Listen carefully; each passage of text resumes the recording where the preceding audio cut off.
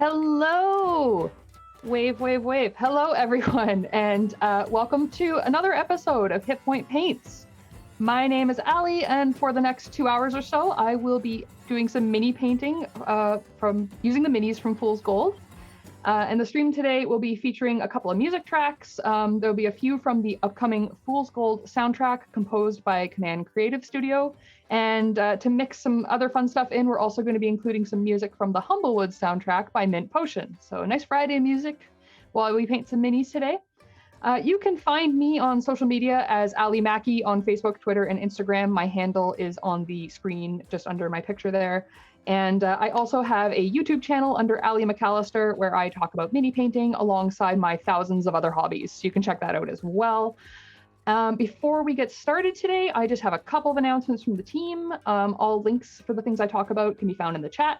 So just first of all, obviously the Fool's Gold Into the Bellowing Wilds Kickstarter campaign is still going full speed ahead with over 1 million backed so far, which is just awesome and crazy. I love it. You too can see if you have what it takes to survive in a jungle where everything is trying to kill you. You can get the minis I will be showing off today by backing the campaign. All the minis are available as STLs as well for those of you looking to print the minis with your own 3D printers. And the other announcement I have today is that we have a new episode of the Big Bad Broadcast coming up this month. You can catch it on the last Tuesday of every month. So this month it will be November 30th. Every month in a 5e actual play stream, the party takes on a new baddie from our Big Bad Booklet series. And we really hope to see you there. The series is super fun. If you want to get caught up, you can catch the last 3 episodes on our YouTube channel. And again, more information on what I just talked about and all the links can be found in the chat. Thanks so much for joining me today. I am super excited to be back, super excited to see all the happy faces in chat. And as we've mentioned before, this is also a Q&A. I will be talking about my process as I go, but if you have any specific questions about what I'm doing or just mini painting in general, if you have questions about Fool's Gold, we have staff in chat to answer questions about the Kickstarter, so feel free to ask any questions you have by posing them in the chat and they will be relayed on to me. And yeah, with that, let's get rolling. I'm just going to pull up my reference image here because I forgot to do that before the stream started. There we go. I have a picture of Gothi from Fool's Gold just kind of stuck up on my screen over here just for color reference. And this is Gothi. So this miniature was 3D printed in our in-house warehouses. So this is one of the miniatures that will be part of the Fool's Gold Kickstarter, and will be sent out as part of the rewards. So this is an actual scale miniature for tabletop. So it's the same size as most minis for tabletop. And this is how you'll get it, basically. It's a plain gray and ready to receive some paint. So if you were just to use this on the tabletop, it would work fine. But you know, it's a little dull. So I'm here today to kind of show you ways you can punch up your minis, both in simple ways and in more complicated ways to really make your minis pop on the tabletop. See what I did there? So like I said, this is how it kind of gets started. And some of this will be repetition, by the way, for those of you who joined the first stream. So bear with me. There are going to be some different techniques I'll be talking about this time around compared to when I did the last one. But for anybody who is new to the stream or just maybe missed some stuff last time, I want to make sure that you kind of know what I'm doing and how I'm doing it. So first thing I'm going to do is quickly run through my setup here, just so you know kind of how I usually set up my hobby space. So the first thing is obviously the minis. I keep my minis in a little yogurt container. You can see Sips here, 2 versions of him from when I painted him on the last stream. We have another Gothi here that's pre-painted for tabletop, which I'll talk about in a minute. And we have Sips here who only has his pants painted. And you know, he's probably pretty mad about that, but what are you gonna do? So this is how I keep my minis safe, and like if they need paint to dry or whatever, I keep them just in this old, it's actually a plain light malt extract container. I've mentioned on a stream previously that I homebrew beer with my partner, and a lot of the stuff I use to homebrew beer winds up being used in my other hobbies. The handles that I use to hold my minis are actually old vials of yeast, so empty yeast vials. They're really comfortable on the hand to hold, and I just stick my minis on top with a little bit of blue sticky tack, and it's a really easy way to get into all the nooks and crannies of the mini, because I can kind of flip it around and do all sorts of things without actually touching the mini, getting my fingerprints on the mini, anything like that. So yeah, it's kind of funny how my hobbies intermingle. There's of course painting handles you can buy that are made for mini painting, but honestly, most people I know either use like wooden dowels from the hardware store, something like this that they have sitting around the house, or like old pill containers, just something that's like got a nice grip to it that has a little top that you can stick your minis on. So mine is brewing vials. So yeah, that's how I keep these guys just kind of hanging out when I'm not using them. Sometimes I'll be painting a group of minis at a time for a tabletop game, so it's a great way to have a bunch of minis on the go at once and keeping them safe. I also have a little mason jar here that has a whole bunch of brushes in it. Some of them are like super old and gross, and I just hold on to them for no real reason at all. And some of them I do actually use. I usually keep the ones I use most frequently kind of over off to the side, close to my palette, but I like to have these guys on hand in case there's any others that I need to use. And speaking of my palette, this is my wet palette. It's specifically designed to use with acrylic paints. So what this is, my light went a little dark there, sorry. It'll adjust in a sec. The yellow square here is actually a sponge that has a bit of water moistening it, not too much water. And sitting on top of it is just a sheet of parchment paper, the type you use to cook. And what that does is it creates a moist surface that doesn't actually permeate water through. So when you put acrylic paints onto the palette, this is some paints from when I painted sips last time, the paints actually stay wet. And you can kind of, I don't know if it's easy to see with the light, these paints from painting sips a couple weeks ago are still wet. They've separated a little bit because it's been a while, but they are still wet. If I were just to mix them up with a brush, they'd still be usable again, which is really cool. So I love this wet palette because it means I can take breaks and I still have usable paint. I'm not wasting paint. So this thing's like 20 bucks at most craft stores. Highly recommend picking one up if you're getting into any kind of acrylic painting. Like I said, the brushes I use most frequently, I stick right here. And lastly, my paints. So I have some paints up front here that are my the ones I'm planning to use for this mini. I like to get out the ones I think I might use. I also have a bunch more just kind of sitting here in a basket in case I do forget one or realize I need one that I don't have out. And lastly, mason jar filled with paint water because, you know, you should always have your paint water. My drinking water is in a bottle, and I do that on purpose so that I don't accidentally drink my paint water. I'm so used to drinking out of this bottle that I will never make the mistake of drinking this paint water. Highly recommend that tactic if you're a painter. And that's my basic setup. So it's pretty simple. There's a lot of people with fancier setups than mine, but since I have so many hobbies, like I tend to keep my setups pretty simple for all of them because I'm always rotating out what I'm doing at my hobby table. So I like having a setup that's easy to stock up and put away. So that's basically why I have the setup that I do. So while I get set up for my painting here, I see there's a few questions coming in. Baratexi asks, question, do you wash your minis before painting? Usually, yes. I absolutely washed these ones before painting because they were 3D printed on a resin printer. Resin minis come out with like a coating agent on them to help them get out of the printer safely without any stickiness or breakage. And that solution will like almost make paint hydrophobic in my experience, so it won't really adhere to the mini well. So when I got all these minis, the first thing I did was put them all in a bath just with warm water and dish soap, let them soak for a bit, scrub them with an old toothbrush, rinse them, and did that about 3 times just to make sure I got all the bits out of the crevices. For store-bought minis, the jury's kind of out. I know people who don't bother washing them, and I know people who do. I figure it can't hurt. Stick them in some warm water and dish soap, scrub them a little bit with an old toothbrush. It's not going to hurt them, and you'll be sure that any manufacturing leftovers aren't going to be stuck on the mini. So I would recommend washing your minis. I don't always, but when it comes to resin minis like this, I always do. So it just depends on the material as well. And a question from Mephram, how did you feel about old Gothi becoming young Gothi? I get the impression Felix's GMing style is to surprise his players with these kind of developments undiscussed. Is that accurate? I'm not really sure. I think that's more of a question for Felix, but in terms of my own feelings, I mean, I thought it was pretty cool. I love, so Gothi's my favorite character. And like, I love old Gothi especially. I mentioned that on a previous stream. I just love how crazy and unpredictable she is. And like, young Gothi is just so cool. Like, I'm actually rewatching the whole series right now with my partner because he hadn't seen it before. And we just got to I'm not going to spoil anything, but we just got to the end of where we're at right now. So we just have the most recent episode now to watch. and just reminding myself of all of Gothi's like backstory and everything. Like, I just think it's so cool. And the old Gothi thing is just kind of the humor icing on the cake. I absolutely love it. So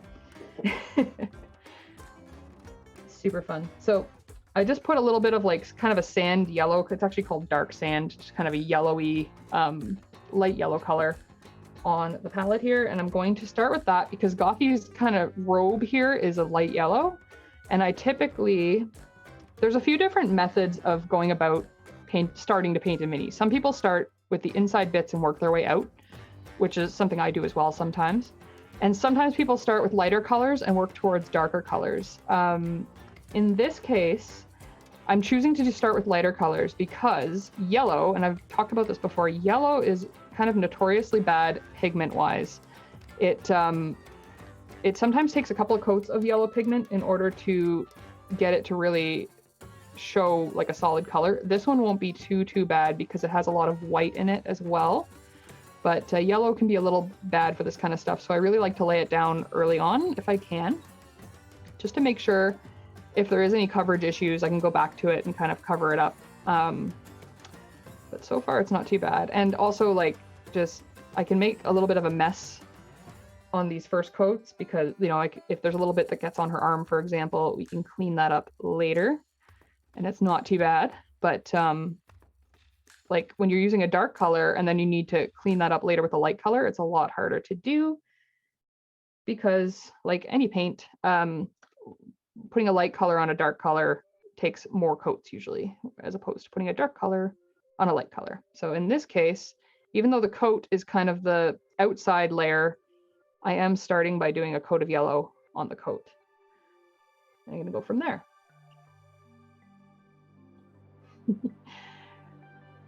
Gothi's player is hanging out in chat. He says, glad you love her so much. I do. She's just such a cool character. I love all the characters in Fool's Gold. I am personally a fan of Fool's Gold, as well as helping them create this Kickstarter and everything else. It's just a really fun series, a really fun way of telling a D&D story. If you haven't checked out Fool's Gold yet somehow, highly recommend it. It's on YouTube under Dingo Doodles. And it's just kind of a story of a D&D campaign they played, told in really fun, like animatic style. And that is what all of this is based on, which I'm sure is why all of you are here. So I'm sure I'm kind of preaching to the choir here, but yeah, I love it. It's great. And I do love all the characters, but yeah, I have a sort of soft spot in my heart for Gothi. I like these types of characters, like kind of the the burly kind of leader characters. That's the kind of character I often like to play in D&D, so that's probably why I feel a bit of a affinity to Gothi. And just the whole four-claimer thing, like just four-claimers are a really cool concept, and just like their whole history. Again, I'm not going to say too much about it. I'm worried that there's somebody in the chat who may not be caught up, or maybe it just hasn't checked out the series yet. But it is super cool, and I love it. So as you can see, you can kind of see, I know the light's a little bright here, but you can kind of see how the coat doesn't go on super smooth. So that's kind of what I was talking about. You can see some kind of paint streaks, and that's fine. It just means that I'm going to have to go in here after and just kind of clean it up a little bit. But that's how it goes sometimes. Sometimes you can get this done in one coat, and sometimes you want to wait a little bit and get a little bit more coat in there. Buff mom solidarity. Yes. Love it. Just like those big buff characters in general. Like I love Scorpia in the new She-Ra show. Like if they look like they could beat me up, but also give me a really good hug, I feel like that's just like the kind of character I'm drawn to. They're just so much fun. I'm just gonna edit my brightness here real quick, guys. I think it's just a little too high, and I want to make sure you guys can see what I'm doing. There we go. That's a little better. More buff femme folks, yes.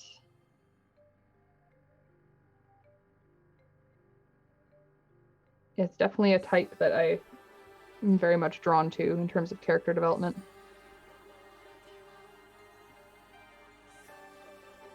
I really like these first layers just because, like I said, I can be a little messy. It's kind of nice to it's a nice way to ease yourself into a new mini, like unlike the Sips minis. So for those of you who watched the last one, I actually had one of these Sips pre-painted because I was a little bit nervous for my first mini painting stream and I wanted to make sure I knew what I was doing.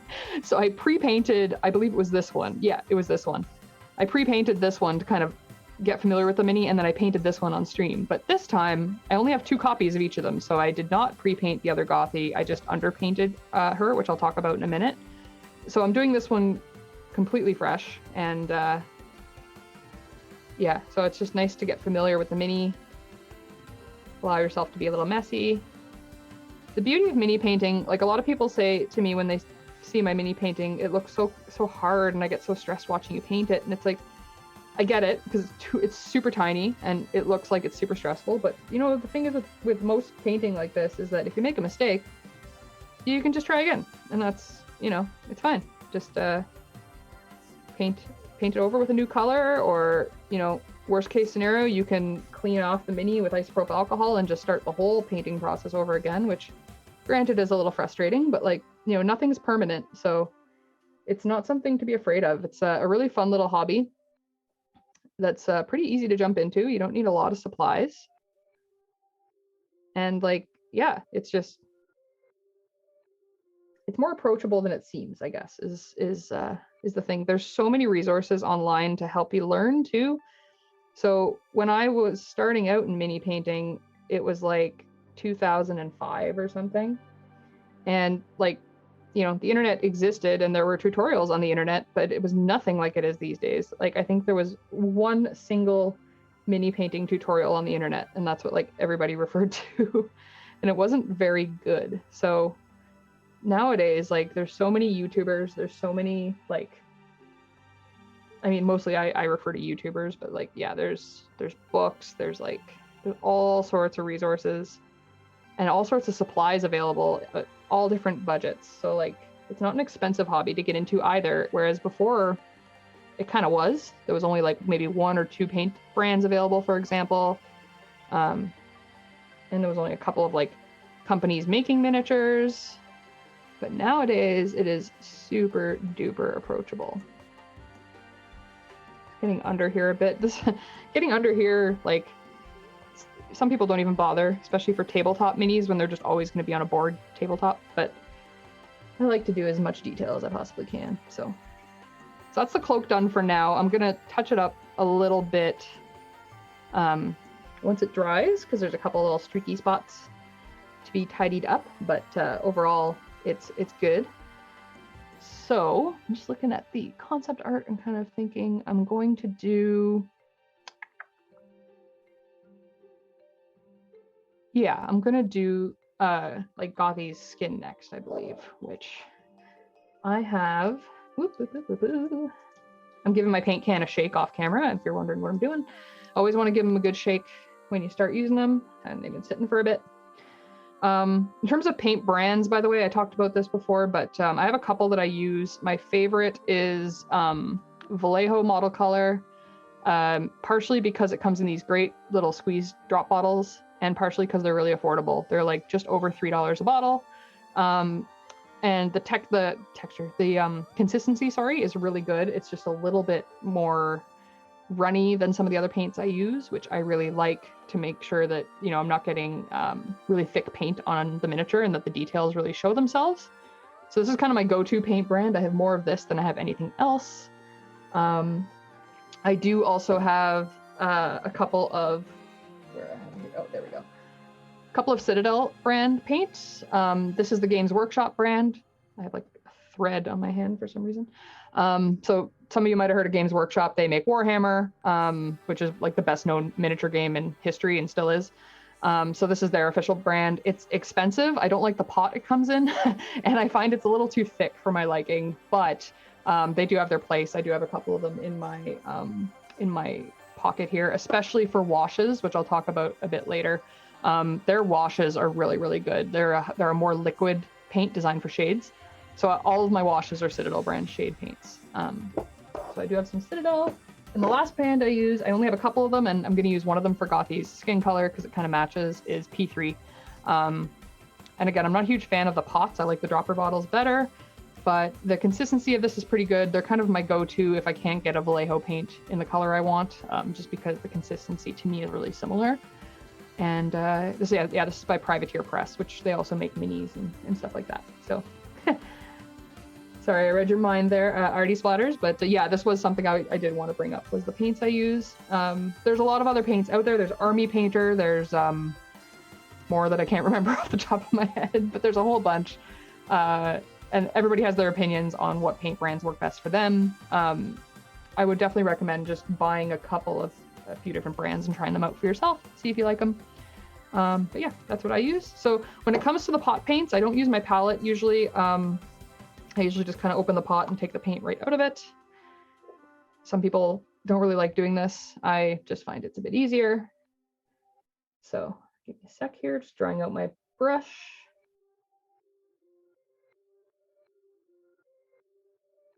I see back when I was into 40K, I saw a tutorial that said to start with a coat of spray paint. Paint never stuck well after that. Yeah, spray paint's weird. I have rattle can spray primer that I use on some of my minis, but obviously I'm not using it on Gothi today. And a lot of the time, honestly, I'll just use the acrylic paints as the primer, even though you're probably not supposed to do that. I'm just not a big fan of how rattle can primer adheres, and like it does get kind of sticky. So yeah, it's not my favorite, but just gonna pull some paint here. Question from Hit Point Press. If you could paint a variant of Gothi, what colors would you use? Oh, interesting question. Gosh, it'd be a lot of fun to do something with bright colors. I think just because I would probably still want to do the glowy kind of rune lines that are on Gothi's body. So I would want to do something maybe like vaporwavy might be fun. Like, you know, bright purple pink with like darker purples and blues or something like that. I think would be synthwave Gothi. Yeah, I think that'd be rad. I mean, and I feel like it kind of goes with like the glowing technology lore stuff for the Four Claimers anyway. It's kind of maybe like I remember in one of the episodes, and I don't think this is super spoilery, the Four Claimers kind of like, they talk about how the Four Claimers would like augment themselves in different ways. So like, well, maybe some of them would want to be synthwave Four Claimers, right? So maybe that'd be something Gothi'd be into. I don't know. Gothi's players in chat, and they seem pretty into it. So I say, hey, maybe a synthwave Gothi. That'd be a lot of fun. And I'm just a sucker. I actually recently on my channel did a collaboration with a mini painter named Dana Howell, who is based out of Toronto. And everything she does is like vaporwave and synthwave, like really like, you know, there's so many bright colors, lots of pinks and purples in her work. And so for the collaboration, I painted like some orcs from Warhammer, but I painted them in like a synthwave, vaporwavy, like glowy purple. Like it was nonsense, because I kind of wanted to emulate her style and have some fun with that, because I had never really done that before. And now I'm like addicted. I want to paint everything in like synthwave, vaporwave, which I guess is kind of ironic because now I'm painting Gothi, who's just very earth tones, which I also love. But it's just, yeah, like I'm all about those bright colors now. I want to try and experiment with that a bit more. So maybe I'll get another 3D printed Gothi and we'll try a synthwave one and see how that works out for us. See another question, from Gothi's player. Gothi the Potato Druid asks, what is a big mini painting don't you stand by, as in something you really, really recommend not doing? Oh gosh, that's a really good question. Big hobby don't. I think the one that I have to catch myself at most often, so that's probably the one I would pass along, is make sure your paints are either thinned, so they're not super thick, or if you are for some reason laying down paints a bit thick, make sure that they are spread out really evenly on the mini. Because like one of the biggest mistakes I made when I was starting out, and still do sometimes when I'm not really paying attention, is I'll lay down paint too thick, and then before I know it, it's dry and I've lost some detail on the mini. This is especially something that happens like in the base coating, which is what I'm doing now, laying down the base paint, because it's hard to see the details when you're base painting. Like at this stage, you don't really see a lot of the details the way you will later. And so it's really easy to lay down paint a little too thick, and suddenly that detail is now lost for like your later steps or whatever. So lay down your paint thin, which is what I'm doing now. You can kind of see Gothi's like runes if you look really closely. That's kind of a point of reference I'm using to make sure that I'm laying down my paint nice and thin. Because laying down your foundation well really does set the tone for the rest of your mini, and that includes just making sure your paint is thin enough on the mini to show all the detail. There's probably a lot of other don'ts I could think of if I really thought about it, but I really drew a blank there for a second. If I do think of more during this stream, I will mention them. It's a really good question because there are more. I'm just kind of like having a no thoughts head empty moment right now. It's a great question. So I have a trick question from our producer who asked, what hobby don't you do? And I'm addressing it because well, thank you, first of all, because it's super, super nice. I do have a lot of hobbies and I like to talk about them sometimes. So obviously mini painting. I also love doing art. I'm an illustrator. I also do graphic design sometimes as a hobby. I love playing video games. I love making video games. I've actually made 2 video games to my name, and I'm working on a third. I write comics sometimes. I knit, I crochet, I sew, I embroider. Am I done yet? With my partner, I homebrew beer, as I mentioned. We also cook a lot together. We bake, we garden. We have a full vegetable garden in our backyard in the summer months. Yeah, I do a lot of things, and I have a lot of fun doing them. So yeah, I like to address that sometimes, just because I do enjoy telling people what I do, and I really love all the projects I do, and I inspire other people to explore hobbies that, sound cool to you, because you never know what'll stick. In my case, they almost always stick, so I have to be careful, but try new things, including mini painting. Artie Splatters asks question, so are there any cool D&D characters of your own that you'd care to share? I mean, yes. I'm trying to think of I'll be real with you. I haven't played D&D in a couple of years just due to timing, and I've been focusing more on board games and kind of other tabletop-y stuff. I've been into skirmish games. I've been playing a lot of God Tier by Steamforged games and stuff like that. But obviously now working at Hit Point Press has really gotten me itchy for more tabletop again. One of my favorites was probably I remember we played a D&D. I think it was 3.5. It would have to be 3.5 given when we played. And we all played animal characters. We decided we were just all going to be anthropomorphic animals. And I remember my best friend at the time was a shark warrior, and I was a Black Panther thief. But she also got distracted by kind of like how cats get distracted by cat toys. She just got distracted by shiny things all the time, and so it was she'd be trying to be stealthy and then she'd get distracted, and I don't know, that one was really fun. That just playing the animal characters was really fun. I remember the shark character, we couldn't touch him because he had the sharp kind of razory skin that a lot of sharks have, so that worked against bad guys, but it did not work when we were trying to work together, because we would accidentally get ripped apart by his skin, and all these other weird things we set up. There was all these wild rules that we just decided were going to happen, and much like Fool's Gold, it wound up being kind of a chaotic situation for our GM. That was probably one of my favorites. It was just silly, just absolutely wild. Question from Trumkara, sorry, I hope I'm pronouncing that right.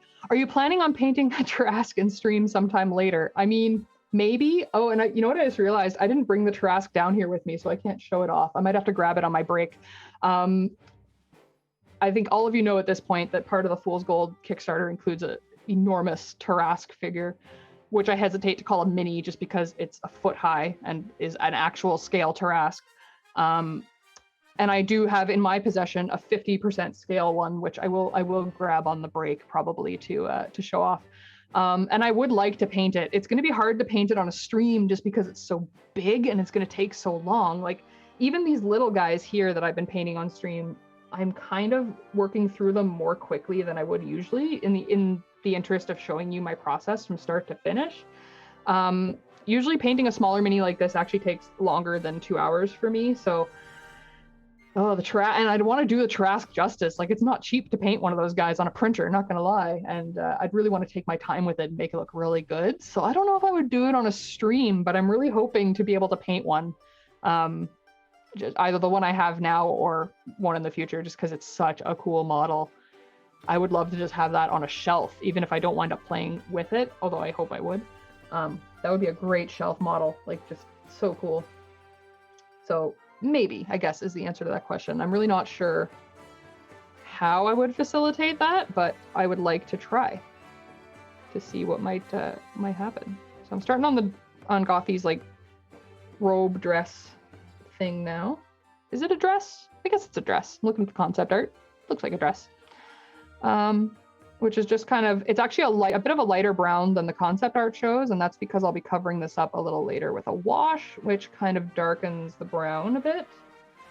Usually with base colors, you want to go a little lighter than your intended shade for that reason. So that's why it's all just even the robe is a little bit lighter yellow than it's kind of supposed to be, and that's why.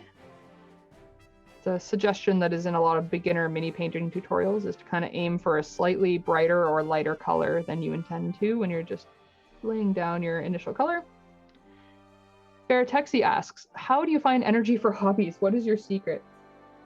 Oh my god, there was this funny joke that a friend used on, like, regarding me recently, actually. So, you know, in I think it's in the Hulk, or is it in the Avengers, when they say, you know, what did the Hulk do to like finally get control over himself? And he just says, like, that's the secret, like, I'm always angry, and that's how he controls turning into the Hulk.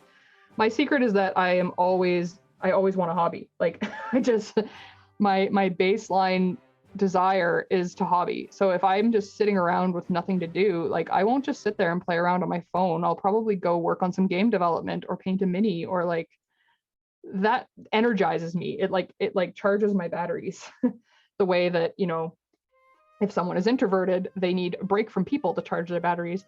I am like, my hobbying recharges my batteries at the end of the day. If I've had a hard day, you know, at work, or if I've just had a hard thing going on in my life, my first thing to do is to turn to a hobby. Even while we're watching TV, like, I can't not be knitting or crocheting. Like, I have to be, because I can do that while I'm watching TV. Like, I think I'm just a compulsive fidgeter, and I just need to like do hobbies all the time. And you know, as I've gotten older, like, I'm 37, I'm not a spring chicken anymore. So I definitely do need my rest time where I don't hobby, especially, you know, I have wrist issues now from years of doing art with bad posture and things like that I need to start taking care of myself for. So I definitely can't just go. But when I can, I always want to be hobbying. That is just who I am. So yes, Gothi. So yeah, those of you who don't know, Gothi's player did the concept art for all of these miniatures. Someone just said Gothi did an amazing job designing all these minis. I agree. You know, seeing all the concept art come through for it is just so fun, and such a delight. And like, the poses are all super fun. They're not like, you know, so I see so many minis come through, just, you know, not necessarily D&D, even just in general, in like mini painting communities, and they're just, the poses are dull or whatever, and these ones are all just so much fun. They really reflect the characters. Like, I love Sneeze is one of my favorite, like, of the sculpts, just because it is so Sneeze. If you haven't watched the series, Sneeze like chooses violence always, and so like, it's just so perfect. And yeah, the knives in the air, like, it's just so great. And Gothi's is so perfect too. Like, she looks like she's kind of the leader. She's kind of the voice of reason of the group, and this pose just completely encapsulates that, which I love. Oh, and I should mention too, I do have Jawbone here unpainted, and Jawbone also looks really cool. Like, I think just the curved pose is so fun. Yeah, I would really like to paint Jawbone too. I'm hoping to find some time so that they're a match set. But I figured I'd focus on Gothi today. But yeah, the Jawbone sculpt is so cool. I love it. Super cool. So yeah, amazing job on those. Love it. designing minis and like sculpting them and everything is just such a fascinating thing to me. For those of you who didn't catch it, last week on our Hit Point Paints, that was at this time last week, we had our in-house sculptor Victoria on, and she was working on some minis for one of our upcoming projects, and like on the digital sculpting side of it. And it was just so cool to see how that process works, because like, you know, as someone who's an artist in a bunch of other venues, I have absolutely zero experience in sculpting. And so it's really fun to see how it, you know, there's similarities to the work I do in other venues, but there's also a lot of differences. So it was fun to ask her some questions and get a feel for how that end of the process works. There's so many different creative people involved in the process of creating these things. And yeah, they just they put up her information there in chat. You should definitely go check out her stuff. And the VOD for it is also on our Twitch channel and on the YouTube channel of the Hit Point Paints episodes. So you can check out the process for yourself. So just finishing up the robe here. I just realized we're 40 minutes in and I haven't taken a stretch break. So as soon as I'm done the robe, I'm going to take a little stretchy break, which is just like a minute or two of me moving around, stretching, and getting out of this sort of hunched over pose that I tend to get in when I paint minis. Which is just kind of, so this desk that I'm working at is actually my computer desk. I have a hobby desk that I'm usually working at, but it doesn't have a computer at it, which is why I'm here for the stream. At my hobby desk, I have an armchair that has armrests, and I'm usually kind of leaned back in it with my elbows on the armrests. So my posture is a lot better. Well, and I just kind of sit with the arms on the armrests like that, and I'm painting like that. But for the stream, unfortunately, I do need to kind of like slouch over just a little bit, which is fine. It's only for 2 hours. I will survive, but it is very, very important that I stretch for that reason. But typically, yeah, in your hobby space, I would highly recommend finding a setup where you can kind of either lean back or sit up straight and don't hunch over, because I'm often mini painting for hours at a time, and it's really important, especially if you're young. Like, I feel like I'm at an age now where I can really be like, don't do this, don't do what I did. I slouched for a long time. I did not stretch my wrists for a long time, and now I'm having some like carpal tunnel RSI issues in my wrists, and I have really bad spasm problems in my back, and it's all because of how bad my posture was when I was younger. So definitely getting a little preachy here. Remember to stretch. Set timers on your phone to stretch. That's what I did to start. Really helped me out. If you're doing anything where you're sitting for long periods, it's important to get up and stretch, even for like 1 or 2 minutes. Just get up and move. And I'm going to do that now real quick. I'm not actually going to get up just yet. I'm going to pass on to our producer. I will get up and walk away for maybe 5 minutes at 3 o'clock, both to just stretch my legs and to go grab the trask to show off to you guys.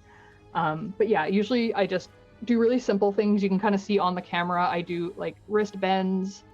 I kind of move my fingers back a bit, and like, because I'm doing this position for so long, my hands get kind of cramped. So it's really important to just get the fingers moving a bit. Super simple stuff. I see Trumkara asks, how often do you do stretches? I'm really bad at stretching consistently. I aim for every half hour when I'm sitting at a desk or working on hobbies that like I'm sitting idle for. And my stretches are really simple. Like I said, I do some wrist bends like this. I do some finger bends. I do thumb bends like this. And one that I can't show you on the camera is that I actually lift my arms up so my elbows are sticking out the sides of my shoulders, and I just pull my arms back so that I'm kind of moving my arms backwards. And what that does is just kind of stretches out my chest, and it stretches out my back and kind of reverses the position I've just been sitting in. It feels really good. And it also helps with tension in my neck, which is really interesting. So yeah, it's a really good one to do. Highly recommend it. And like I said, these take like a minute or two every half hour. It's not like I'm wasting time in my work day or in my hobby time, and it's super valuable. And then every hour to hour and a half, I will get up, walk around, and do a proper like moving stretch that will take like 5-10 minutes. So that I will do that in about 15 minutes. But for now, I'm going to do a little bit more on Gothi. So Artie Splatters asks, who would you say is your favorite character in the Fool's Gold campaign? This includes side characters too. Well, as I said, my number one girl is Gothi. But I also really like Vicky so far. And I actually really like Beauclair as well, or Bouclair, sorry. As like a bad baddie or whatever, like was a really interesting character, and I kind of hope I think her story may be done now. I don't really know, but like I'm really curious to learn more about her as well, just because it seems like a really interesting little backstory there. And her story includes Gothi a lot too, so maybe I'm biased, but I really like Vicky so far. Vicky's kind of a newer character in the series, and I'm kind of curious as to that whole thing. Again, I don't want to talk about it too much. Vicky's a really cute character though. And I do love Sips. Sips is like obviously like the main character, so there's a lot happening with Sips. Sips is super troubled. Sips has so much going on, and like I don't know, I think we can all identify with Sips just a little bit, and so I'm really into Sips as well. And I really hope Sips is going to be okay. GM Workshop has an all-Canadian question. Beaver tails or donuts? I prefer beaver tails personally. However, I do like a really good donut. I don't really like Tim Hortons donuts. Don't hate me, chat. But if you give me a good donut from like, I don't know, we have a local place called Susie Q, and I could probably eat an entire dozen donuts from them in one sitting. But like beaver tails remind me of like skating on the canal. I live in Ottawa, for reference, Ottawa, Ontario, and so we have the world's largest skating rink, and all the beaver tail booths are there, and you skate and you get your beaver tail, and it's freezing cold and you got to eat your beaver tail. Like, I don't know, I just have really good memories of that as well. So there's like that nostalgic memory of beaver tail, but I like day to day I'd probably pick donut. I guess that is kind of a hard question to answer. But it's a good question. Yeah. I like baked goods. If you put a baked good in front of my face, it won't be there much longer. So all about those baked goods. So I just remembered that Gothi's mask is a really similar color to her robe, so I just did up her mask in the same color. It is a little bit darker in the artwork, but we can kind of work with that base color anyway. So I just added that base color to her mask. And there's not a lot left. I have her weapon to do and the little potion bottle and the hair. So I'm going to do the hair next, which actually I need a green, and I forgot to get out a green. So oops, there's a green. I'm going to put Gothi away for just 2 seconds here while I mix up. I'm going to mix up a little bit of green with like Gothi's skin color, and that's going to kind of be the point where I mix the hair. It's a very subtle green. It's like not actually that much different a color from her skin tone. So I'm going to mostly use, grab this big brush for a sec. And this is where I'll take a bit of this out of the pot and put it on the palette, because I'm going to be doing a little bit of mixing. I know you can't really see my mixing too well. I have to set this camera to manual focus so that it'll focus on whatever's right here. So no matter what I do, this palette's a bit out of focus. So sorry about that. Not that paint mixing is like super exciting entertainment anyway, so just bear with me for a sec while I mix this together. There we go. Mavericks is greater than Susie Q, fight me. You know, I mean, I have a Mavericks just up the road from me, so it has a place in my heart as well. But I won't fight you, but I'm a Susie Q person myself. Just saying. No need for fighting in this channel. Whoop. I'm adding just a little bit of the sand because I realized the dark sand color I mentioned earlier, because I realized it's a little bit dark and it's a little bit too green. And this is going to look really bright for a second, but as I mix it, it becomes way more muted. Yeah, that's more what I'm looking for. And actually, did I already get that one out? No, I did not. There it is. Just a little spot of dark gray. Much need for fighting. Oh, roll for initiative, kids. It's getting crazy in chat. I take no responsibility for this, by the way. I'm just painting minis. I'm just trying to have a chill stream over here, guys. And you're over there choosing violence. This is not my fault.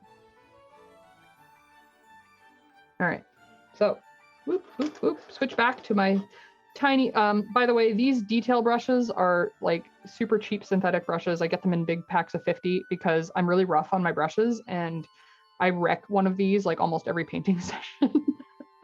I don't, like, everybody paints differently. That's just how I paint. And yeah, I'm not going to apologize for it, but it's also, I recommend being gentle on your brushes. Be gentler on your brushes than I am, because I go through a lot of little brushes.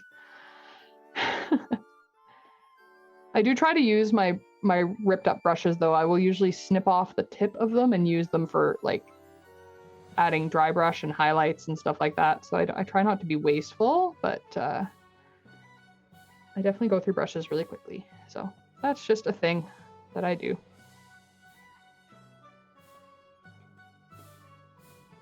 So I'm just doing Gothi's bangs. Gothi has really cool like dreadlock ponytail going on.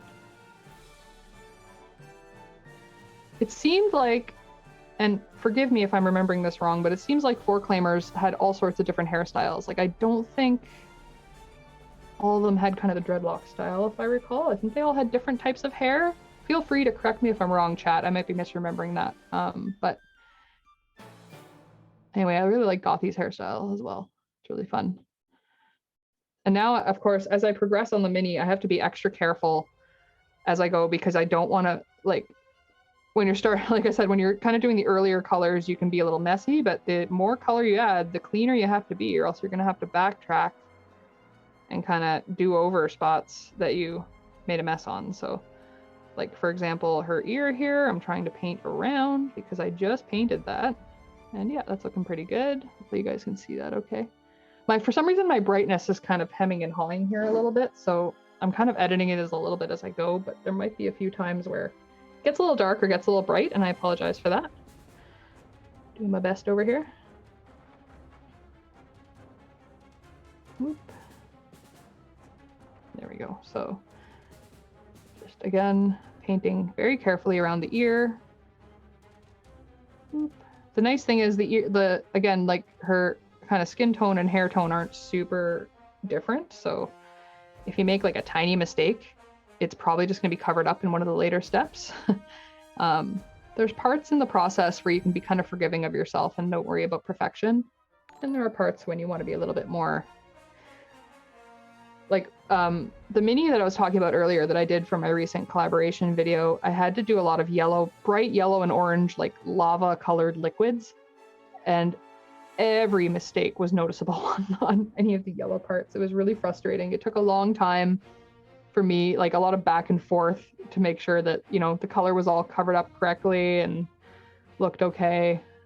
But there were other parts of the mini that was just like kind of blues and purples. And if I made little mistakes there, I just kind of forgave myself and let them be because they were way less noticeable. So yeah, just kind of do what works.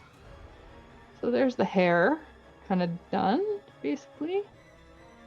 We're getting really close to being done the base colors, so getting close to 3. I'm going to try and finish the weapon and then probably take a little break here. So I need the light gray. I have a very light gray here that I'm going to use. Gothi's weapon's really cool. It's like, I don't think, did they ever talk in the series so far about like her weapon and what it's all about? I don't think so, right? If they did, I forgot and I'm sorry, but I do think it's very cool. I chose the dreadlocks for Gothi's look because they reminded me of vines to complement her druidness. I love that. Absolutely love that, and it makes total sense. She's so very like earthy looking, and like the tech lines around her and everything just really give like that interesting contrast, which I really like about it too. The design is very fun. So I'm just laying down light gray all over the weapon to start. There are a few little spots where I'm going to add a bit of detail, but I will start with that. Oh, and you see I got a little bit on her arm right there. Whoops. It happens. I will go back and correct that after. Not a huge mistake. It's that corner is really tricky, so I figured I might splatter just a little bit on her arm, and I did. I'm not a pro at this. A lot of people might disagree with me, but it's true. I'm not a pro at this. I'm probably like an intermediate level mini painter, maybe. I make a lot of mistakes. I'm not good at a lot of like advanced techniques. I just kind of do the basics and try to make things look pretty, and I do an okay job at it sometimes. So it's all for fun at the end of the day. So you gotta forgive yourself a little bit. It's okay to make mistakes. Whoop. I love that the bottom of her staff looks like you're just stuck to the bottom. Yeah, like a little coffee maker. Yeah, a little bit, eh? I like that.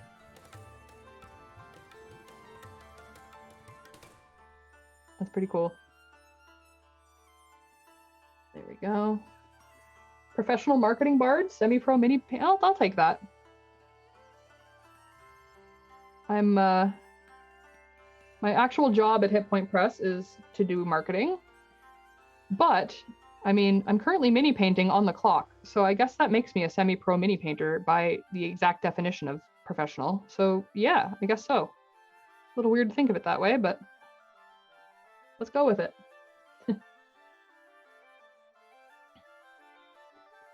I'm cool with it. I'm actually going to leave the end of the weapon and this end of the weapon because I have a plan for the ends that doesn't require this light gray. So I'm just going to leave them be. What color potion should Gothi be holding? This is an important question that I'd like chat's involvement in. While you're waiting for me to finish up this base paint, let's start noodling.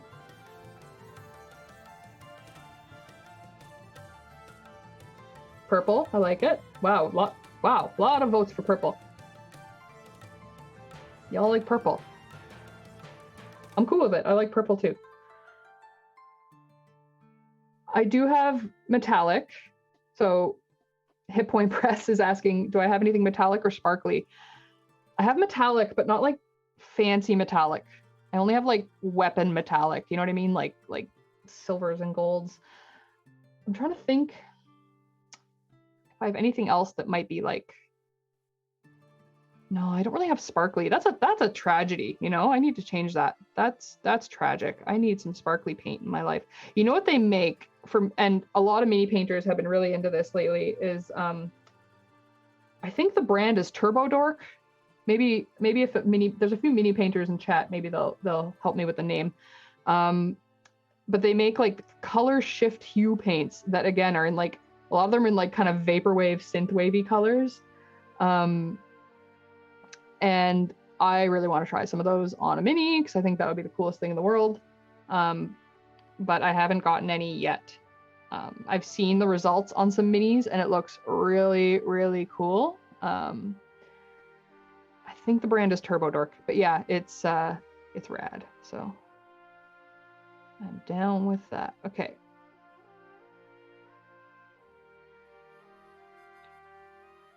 So I have one more question here that I'll address, and then I'll take just a super quick, like 3 to 5 minute break. So Game Night 115 asks, what kind of holder are you using? So yeah, I addressed this earlier. Happy to address it again. This is actually a vial of brewing yeast for beer. So I mentioned previously, my partner and I homebrew beer as a hobby. We have a whole keg fridge in the other room with 6 taps. They're always filled with homebrew beer. It's a real fun place to be. And the yeast we buy often comes in these plastic vials, and they're super thick, like hard quality vials, or high quality vials, really hard. They're like really durable. So we hold on to all of them because they're just useful for a bunch of different things. And yes, the hard quality. And just when I was starting to get into mini painting again a couple of years ago after a long hiatus, people said you should get handles, and there are some people that use like wooden dowels. There's some people that use pill containers. There's some people that buy the official painting handles, which are kind of expensive. And I just looked around the house and I found these. I realized they were really comfortable to hold in my hand. They were the perfect size to hold in my hand. And the top was a perfect dimension for putting a little blue sticky tack on and sticking minis on top. So I now use them exclusively to hold my minis. And even the container I hold them in held malt extract, which is also for brewing. So you never know when your hobbies are going to intersect, and you should always look for different things to, you know, what's going to work with this hobby. I don't know, maybe something from this hobby. Like, I find it intersects a lot, and Allie's doing a lot of stuff. We weren't kidding when we said Allie does everything.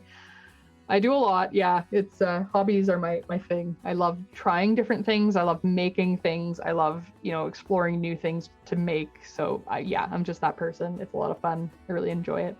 So with that, I'm going to take a super quick break. We have a little bit left to finish on the base coating here, which I will finish when I get back. We'll do about 5 minutes, and then I'm just going to get up and stretch, grab some water, and I will be right back. If you have any other questions, stick them in chat. Happy to keep answering when I get back. And yeah, we'll see you guys in a few minutes. Take it away.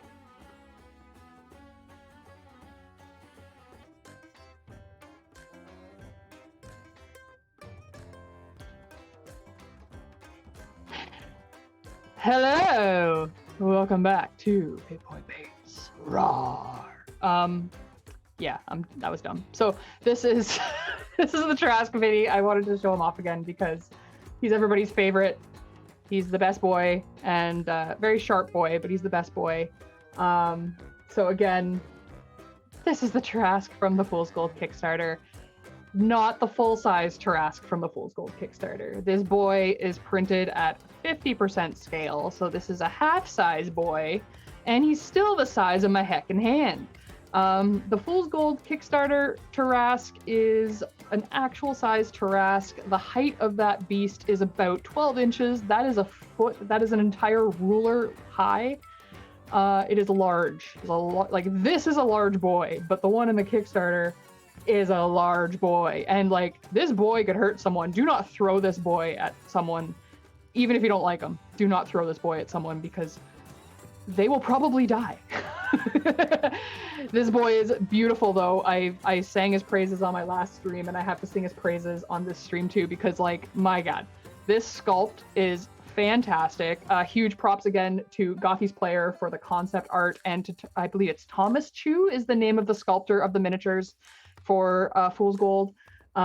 Just phenomenal. Like, I mean, the Tarrasque is such a cool beast to begin with, but I feel like this design of the Tarrasque is just my absolute favorite. Like, and there's cool details, like some of the spikes are broken off. He's got some like broken teeth all up in here. I know it's a little hard to see, but like, you know, this Tarrasque has seen some stuff, and as it should be with a creature this size, right? Like, there's so many cool little details. There's like little relic things down here. Like, there's a little broken tree. Like, are you kidding me? Like, yeah. So someone asked earlier, like, would I paint a Tarrasque?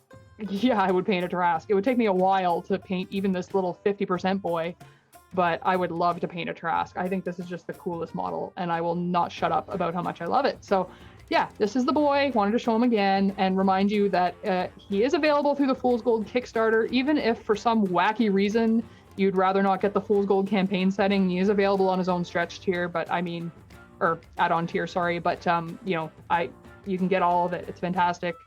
You can play as with an actual size Tarrasque in your Fool's Gold campaign. Like, are you kidding me? Love it. So I'll shut up about this boy for now. He's gonna go away and sit on my shelf until next time. Woo! There you go, boy. Have a little rest. Okay, so we're back. I have way too much fun with that Tarrasque model. Putting it in my hands was either the best or the worst thing they've ever done. So, whoop. I see there's some few questions there. Hit Point Press asked, who's your favorite coworker and why is it me? I know who's behind the Hit Point Press account, and I just have to say, aw. Very cute. Very sassy of you. And Hit Point Press also asked a really important question. So they asked, do you have any advice for someone interested in painting minis, but may not have great mobility or dexterity or stability in their hands or wrists? And that is such an excellent question. And I actually saw that question before we went live again. And I looked up some names to remind myself, because there are a few mini painting YouTubers that actually address that. So let me pull him up here real quick on my phone. So Black Magic Craft, his name is Jeremy. He lives in Toronto. He's fantastic. He has a video about how he overcomes hand tremors for painting both terrain and miniatures. And then there's also one called Terrain Dinosaur. And he also has a video about how to paint with tremors. If you just plug in mini painting with tremors into YouTube, those two come up right away. And I have watched both.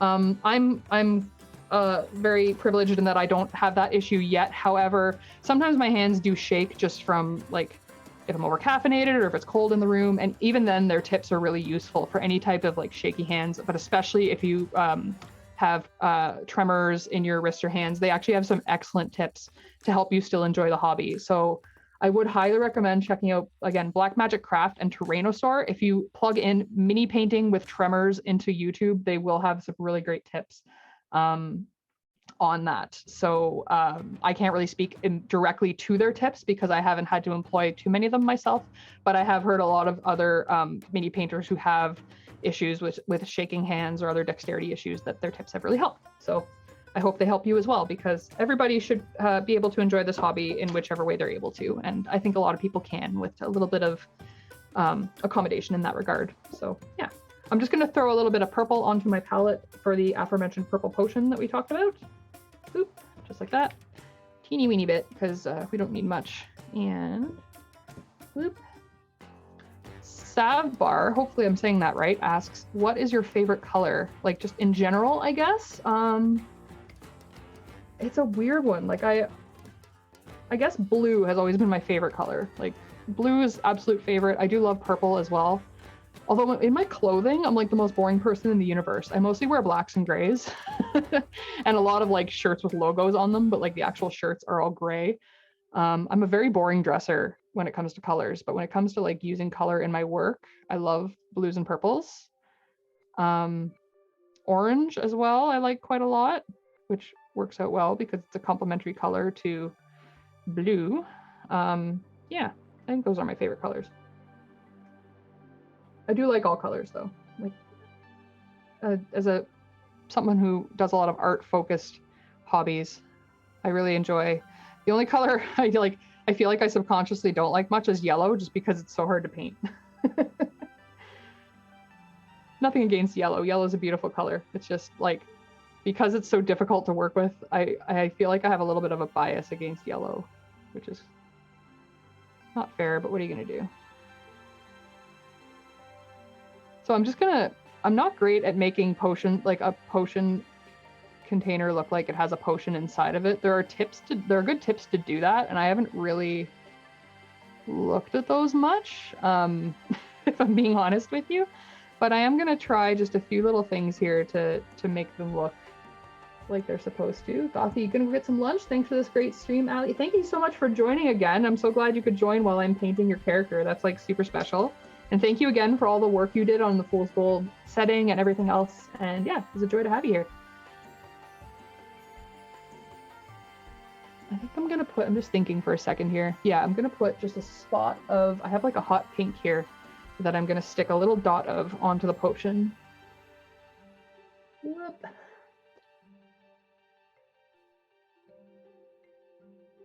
And not just Gothi's player. Thanks everybody for hanging out today. I'm so glad you've all joined. It's super fun to do this stream again. I really enjoy talking about mini painting and all my other hobbies if you want to know about them. I love chatting with folks. I'm kind of a naturally social person, so it's definitely kind of charging that extrovert battery of mine. Yeah, super fun. So really glad you're hanging out. I know last time someone said I should have like a Twitch stream where I just do different hobbies all the time, and that's definitely something I might explore in the future if I have the time and energy for it. I think it'd be a lot of fun.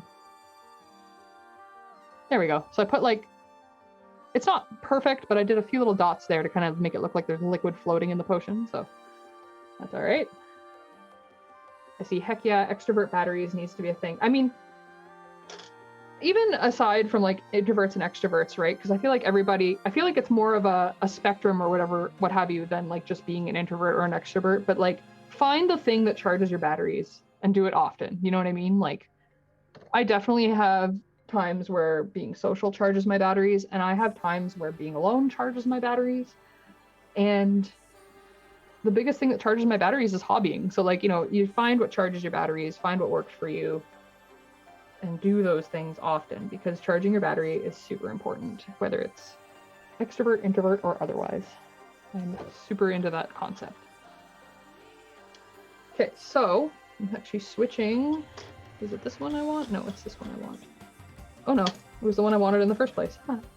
Switching brushes here, and I'm just gonna do like a dark gray on the weapon parts, so the two ends of the weapon are gonna get.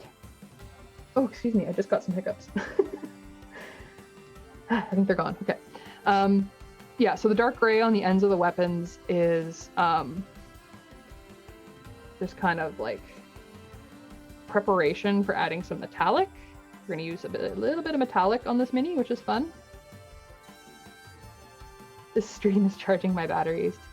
Thank you, sis. Emery is my sister. Happy to have her in chat.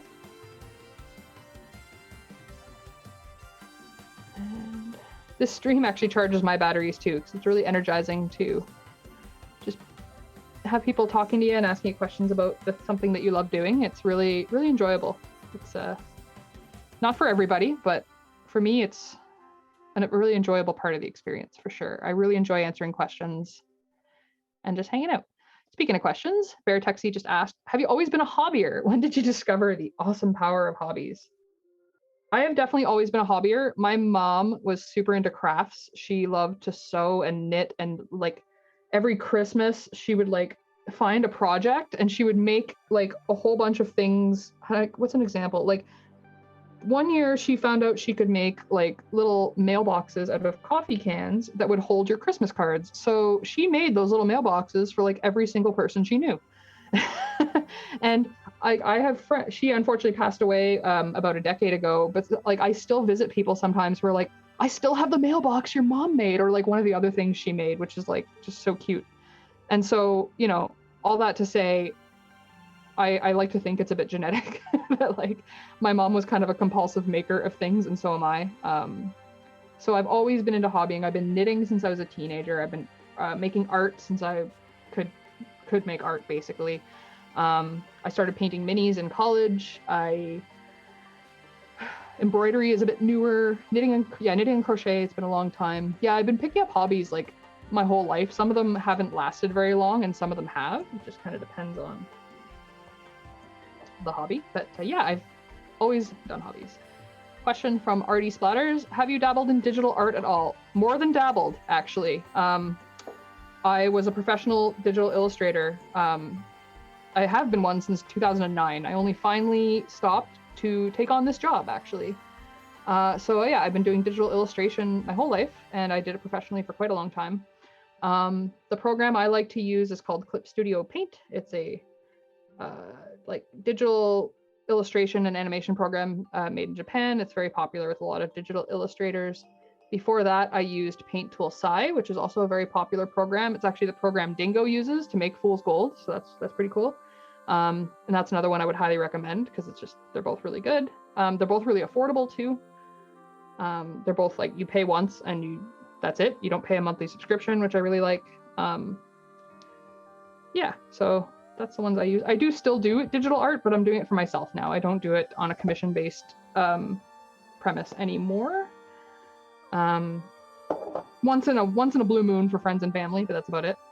I mostly draw for myself now, and I've been taking mostly a little, like, I haven't been drawing much lately just because I drew so long for clients that like it's been kind of nice to take a little break from drawing specifically and kind of focusing on my other hobbies. Like I made a new video game for Halloween and that was really fun, and like I've been painting a lot of minis. I'm painting some minis for Gloomhaven because I'm going to start playing that with my partner over the winter season, and like yeah, just digging into some different hobbies for a bit has been really nice. But I will be getting back more into digital art. I've got a few Christmas holiday cards to make and some other things. So yeah,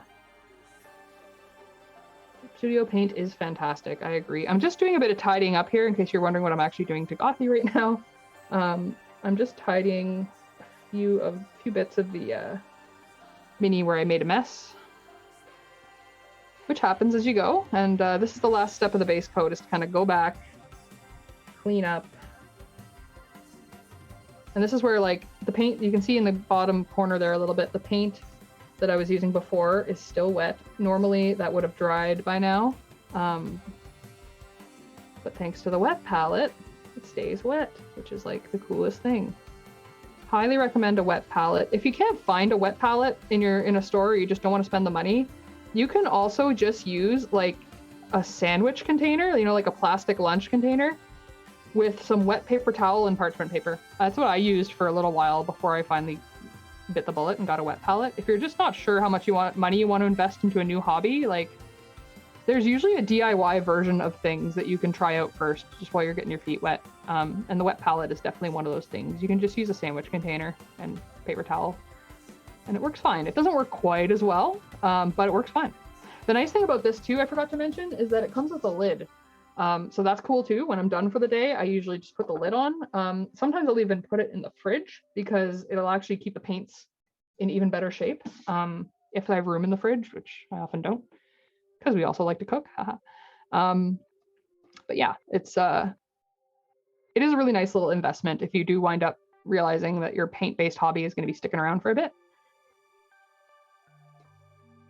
Okay, so the only thing I need to do now, I think, is the belt. I forgot to mention that before, but we have a quick belt to do here. Getting your feet wet with a wet palette. I see what you did there. That was an accidental pun, and I'm very proud of that. So yeah, go me. Did not even mean to do that one. The Gothi figure's looking insanely good. Thank you. We're not even like, the cool part's gonna come in a minute. I'm gonna be doing kind of the really fun part in a second here. I won't be able to finish it on stream today. I already know that looking at the time, unfortunately, but when it is finished, I will definitely get it posted to both my Twitter account and probably the Hit Point Press Twitter account as well, so you guys can see the finished product. It's a little slower than Sips. I wasn't too sure if it was going to be around the same amount of time or a little longer. It turns out it's a little longer, and that's okay. And again, like I had practice on Sips, whereas I didn't have practice on Gothi. So this is new territory for me. So usually when I'm painting something for the first time, I'm a little slower, and that's okay.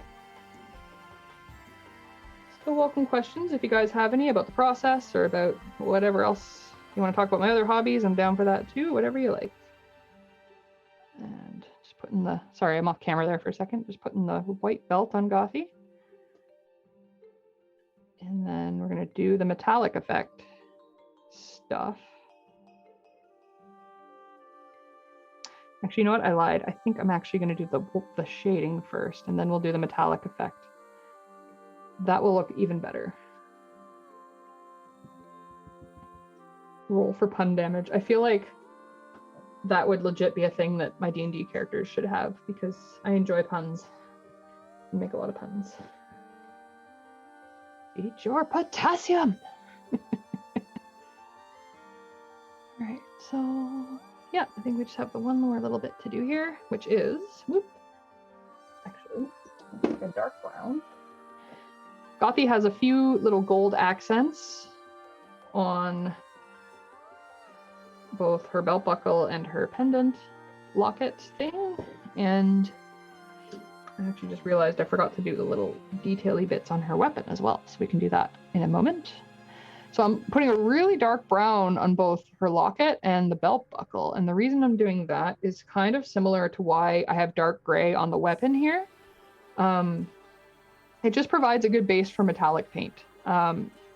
Setting up kind of a dark color, this is really nerve-wracking because it's really small. Setting up a dark color under metallic just makes the metallic really pop.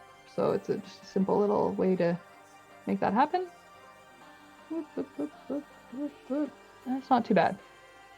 Doing tiny details. I'm actually really thankful that, unlike Sips, Gothi has hidden eyes, so I don't have to paint eyeballs or eye pupils, sorry, on the eyeballs the way I did last time. It was really stressful to do on a camera. All right, we're almost at a half hour. I'm just going to take a really quick stretch break. Gothi in there. Or else I will forget again. Veritexi asks, what D&D class do you want to play next? Oh gosh. Very good question. I don't know. It would really depend. I tend to, in session zeros, I tend to work with my group as well, and kind of, we all kind of create together. So it's hard for me to say what I would want to play next, because I will often choose something I haven't played before. Like I actually have never played a bard. That might be fun. And I've never played a druid, so maybe one of those two actually. But I do try to like just kind of play off my group and make something that would, I feel like I could play a fun personality that works well with the group too, because like I just think that's so valuable. Like everybody in the group really needs to like be into their characters and kind of playing off each other for the group to work really well. So I do try to kind of make that a spur of the moment decision. I'd love to try 4-claimers, being on topic to our current stream. I think playing a 4-claimer would be really, really fun. The other kind of teased like races and stuff are looking really cool in Fool's Gold. So yeah, like I feel like it'd be fun to run do a Fool's Gold campaign and do something with that, but that'll be a little while down the road. So yeah, I don't know. Good question. Druid or Bard would be fun, just because I haven't played them before, and I feel like I should have by now. I really enjoy Druids and Bards when other characters are Druids and Bards, but I've never played either of them. Question from GoJG, will you do the Tarrascan synthwave colors? Oh my gosh, that would be, yeah, maybe. That's a solid maybe. Excellent question. Solid maybe. All right, did my stretch. Thanks for your patience once again. You should always stretch. If you guys haven't stretched yet and had some water, please do so. I'm gonna hydrate here real quick too. All right, always hydrate and stretch. Good for you. Now, right, the last thing I wanted to do before we move on to the metallics is do a little bit of brown detailing on the weapon. Just a little bit, because there's some little bits of like wrapped, I don't know if it's linen or like it's some sort of cloth wrapped around the weapon. So just gonna stick that on real quick here. There we go. Yeah. Artie Splatters asks, for your own in real life use, magic or future tech? I mean, I've actually thought about this, believe it or not. And like, I want to say magic. Like my immediate like emotional response is magic. But I don't know, man. Like I think I do like tech in real, like if we're talking in real life, which we are, I do really like tech in my day-to-day life. I live on tech. I have my like home AI is programmed to make my coffee in the morning. Like I don't know, you know, it. I think I don't want to say tech, but I really should say tech, if that makes sense. If I could have both, that would be like the bomb. But I feel like both would be good in different situations. Like, you know, in fairness, future tech is indistinguishable from magic. Yeah, so like, I feel like I'm being a bit hard on myself here. It is essentially magic. Like, it kind of serves very similar purposes. I guess tech is regarded kind of more as like evil in a lot of, but I think that's just bias too. Like, I feel like that's just kind of how stories are written a lot of the time. I don't know. It's a really interesting question. Both is a good answer. I feel like I might say both too, because I feel like there's room for both future magic or future tech and magic. All right, that I believe is our base coating complete finally. So kind of dull looking at this stage, that's normal. It's just kind of, oh, and I put a little bit of yellow on there, which I'll fix. It's normal to look pretty boring at this stage. The goal at the base coat stage is really just to like, there we go, is really just to make sure you have a nice clean coat of color on the mini. So like you can see, there we go. You can see like, you know, the colors are where they're supposed to be. Everything's where it's supposed to be. There's no like obvious splotches of color where they don't belong. That's kind of what you're aiming for with the base coat. It's just a nice, clean, simple looking. It's not a pretty paint job at this stage. It's not really supposed to be.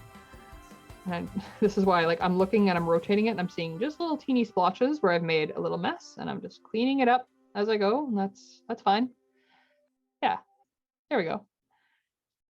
So that's that. So next thing I'm going to do is washing. So, oh, last I have to drop to work meeting. Thanks for joining, Emery. I really appreciate you joining in, and I hope the meeting is okay and not too boring for you. I'm trying to see when people are leaving and I say goodbye. If I missed anybody, I'm sorry. So we're going to do a quick wash on this now, and that adds shade to the mini. So I did this last time as well. This is where is it? There it is.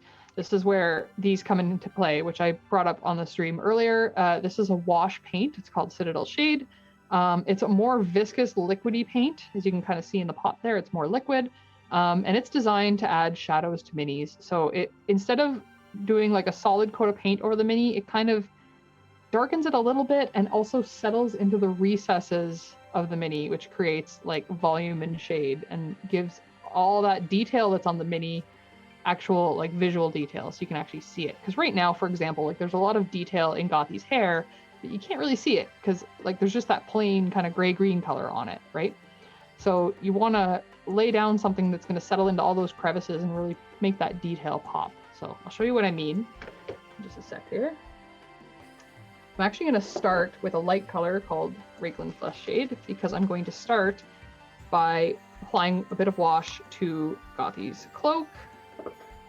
When applying wash, a good rule of thumb is always to start with your lightest color, and like if you're going to use darker washes, use them after the light color, because washes will kind of meld into one another a little bit, and you always want to make sure the dark is used after the light for that reason. So whoop, just apply a little bit on my brush. I do kind of soak it a little more than if I were applying paint. I'm dribbling it a little bit too, but that's fine.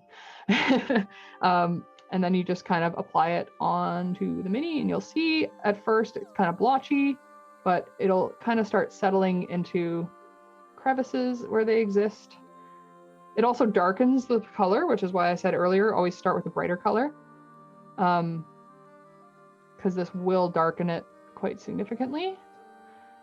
So you'll see right in the crevice there of the neck, there's some shadow happening.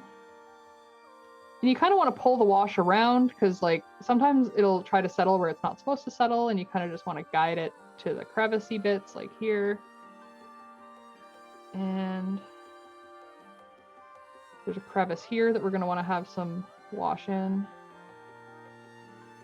So like on one hand, you're kind of slathering it onto the mini, but you don't really want to be all crazy about slathering it on there. You want to just take your time and pay attention to where it's landing. It can be a little messy. This part of the process takes a bit of getting used to, learning like the flow of the wash and kind of how it naturally lands in places. Takes a little bit of practice. But like it's pretty forgiving. It's designed to be forgiving. It's designed to be kind of easy. It's sort of a cheat mode for like getting the details in your mini, really getting them to pop. You can see it up here again pretty well, how like it's settling against the weapon there, and like settling in the crevice of the neck. It's a little harder to see on the back of the cloak, because the cloak is kind of smooth. There isn't a lot of ridges and crevices on the cloak. You'll see it a bit more in the next step here, just bear with me. But yeah, it's such, I always find this part so satisfying, because it's a really quick way to see a lot of the detail pop out of your mini. Suddenly there's all that detail that you may have forgotten was there. It's back, baby. And there we go. Whoop. And yeah, look out for splotches. That happens sometimes. That's why you want to really take your time and just kind of make sure the wash is spread out, and that you don't have these random splotchies where you're not supposed to have random splotchies. And again, that just takes a little bit of practice. But yeah, that's the wash applied. So it's a bit shiny right now because it's wet, but when it dries matte. It doesn't dry glossy. So, whoop. That. And I'm going to bring out my darker brown Agrax Earthshade. Paint names are always funny. They're usually named after things from whatever brand it is. So like Citadel has stuff named after like some of the races and stuff in their line of minis. kind of fun. I don't really understand a lot of the references, but I like that they exist. So on Gothi's dress robe thing here, you'll see the much more what I'm talking about, how like wash will really bring out detail that you didn't think was there. You can see the folds, especially on the little top bit here, just under her chest, and then also like right here where the folds of the skirt are.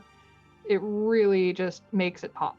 There's a little more volume to it all of a sudden, and it also makes the robe, whoops, shaking my table there, it also makes the robe look a little bit more like thick and leathery, which I really like. It looks a little more like cloth. It looks a little less like just plain old brown,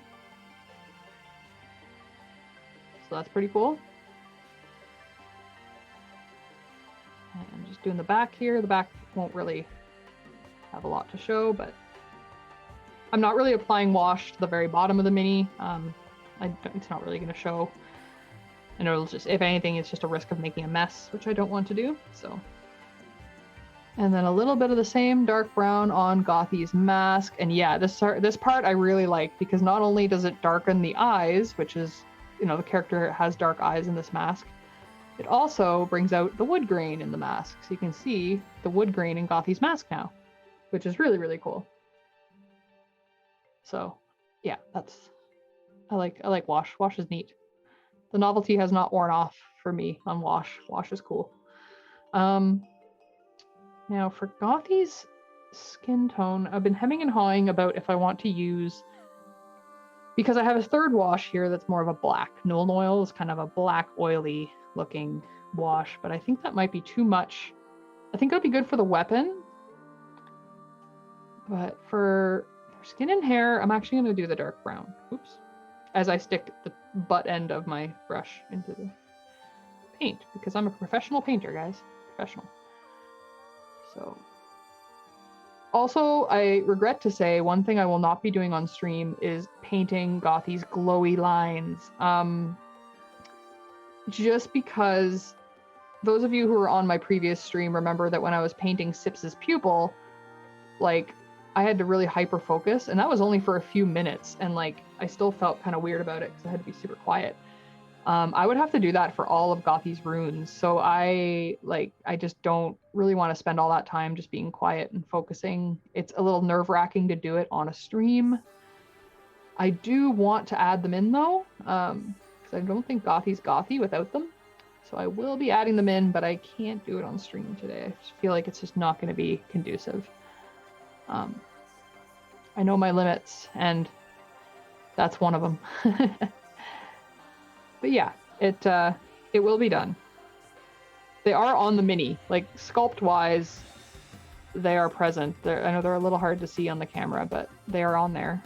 So I have a guide to paint them, and I will. Yeah, not yet. Just applying dark brown wash. And yeah, this was the right idea, I think, because it looks a little more, I think if I used the black, it would have looked a little too artificial. And Gothi is a living, breathing, I was about to say a living, breathing human person. Not quite a human person, but a living, breathing techno-elf person. And we want her to look like she's a living, breathing techno-elf person. So I think brown was the right call for that. You can see compared to like the hair now, there's a lot of depth in the arms.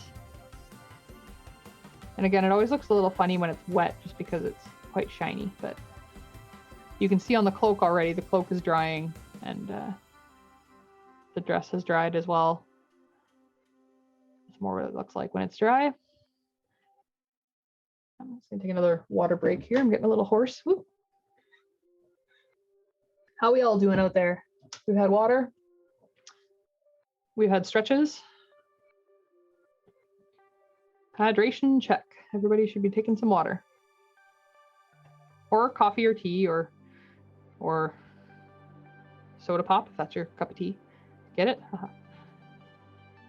Have some liquid. Hydrate. So this part's cool. So you can see the dreadlocks are really starting to be noticeable, because before they weren't super noticeable with just the solid color. but the wash settles into all those crevices and shows off all that really cool detail on the sculpt. Which, like I said, depending on what part of the mini you use it on, it can be more or less beneficial, but on something like this, where there's a lot of crevices for it to settle into, it is a must. It also darkens the hair a bit, which was part of my master diabolical plan. And it kind of differentiates it even more from the skin tone.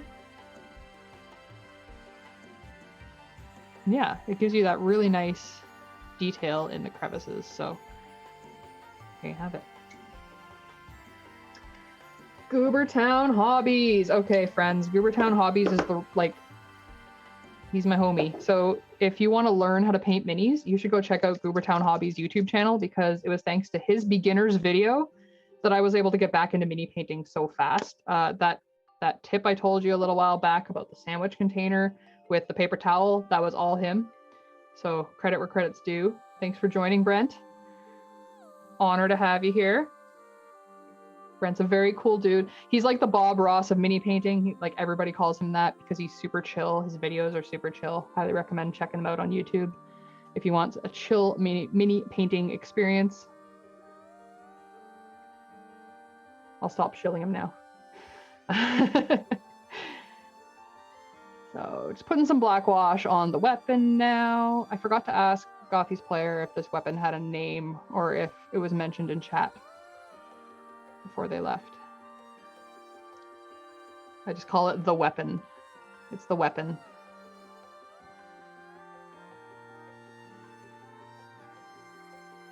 Whoops. Another trick is with wash is if you get a little bit on a part of the mini you don't want it on, if you're super quick with your wet brush, you can just kind of brush it away like it never happened. This never happened.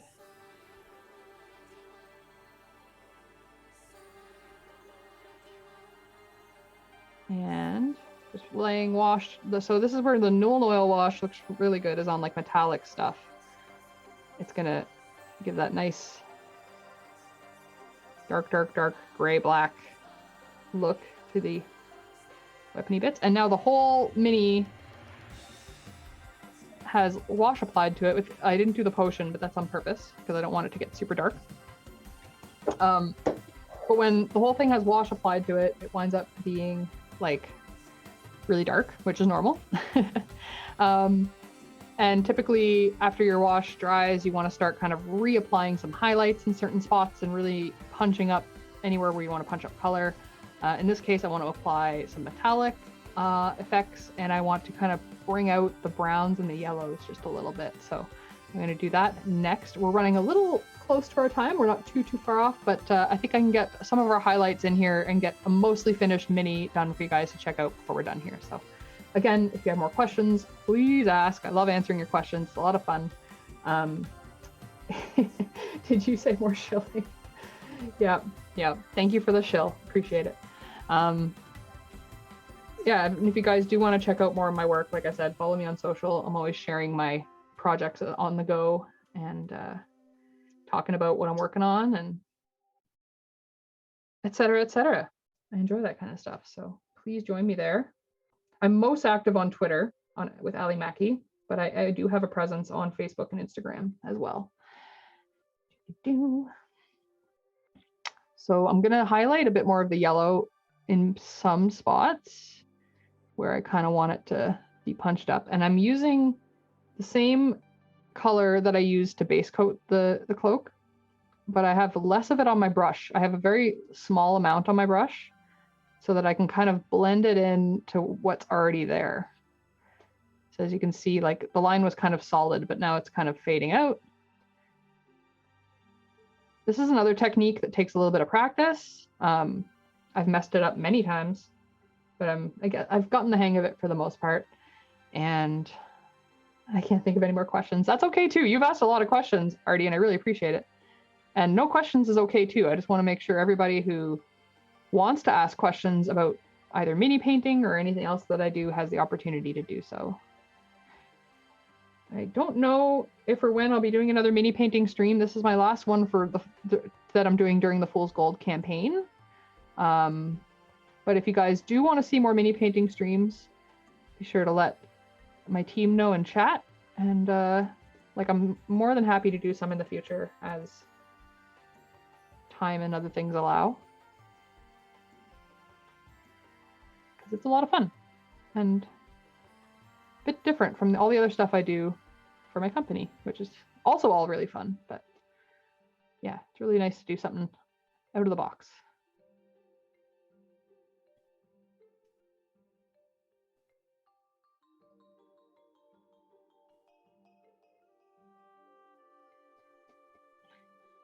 Question from Hit Point Press. If you could join an existing 5e campaign, any public medium, podcasts, streams, etc., what would it be? That's a hard question. I really like the Adventure Zone by the McElroy brothers. And I feel like that might be a weird one to be like joining into because it's mostly just them with like the odd little guest piece, but like I'm a huge fan of them. I just went on a little weekend trip recently, and like my partner and he had never listened to the Adventure Zone, so we threw on the very first podcast and he got super into it, and I just got reminded just like how wholesome and fun the McElroy brothers are. So I'd probably want to join in their stuff. Just I think it'd be a lot of fun.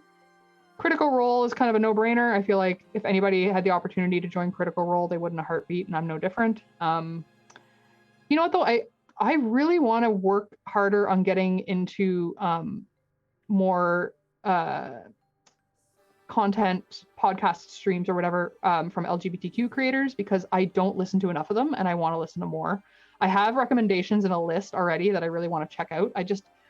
I'm awful in the sense that I stick with what I know a little too much, and I just need to like stop listening to those things for a while because of time and go listen to these other ones. I really want to start supporting more LGBTQ creators and getting more into that space. So I'm hoping to start doing that more, and then my answer might be very different because I know there's tons of really talented creators out there making amazing stuff that I am not checking out, that's kind of a bit less mainstream and deserves more attention. So kind of where I'm at with that. But yeah, that would be my answers right now based on what I'm currently consuming the most of, I guess, if that makes sense.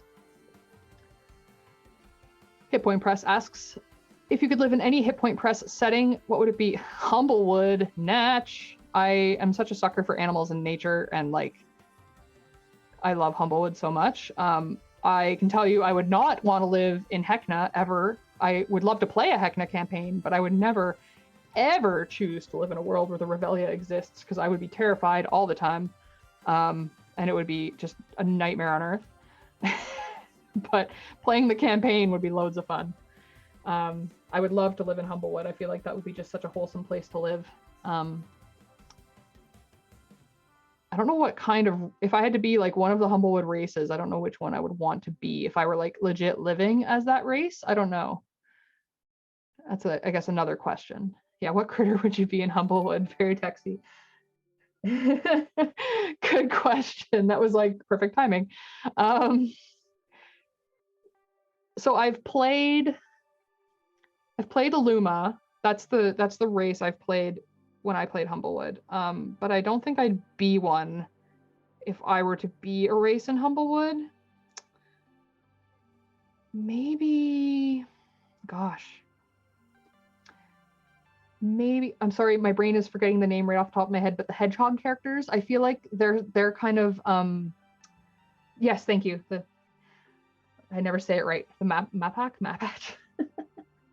Mapak. There we go. That's probably actually the one that I would, yeah, like GoJG was just saying, because I'm crafty, that actually might be more my jam. I don't know.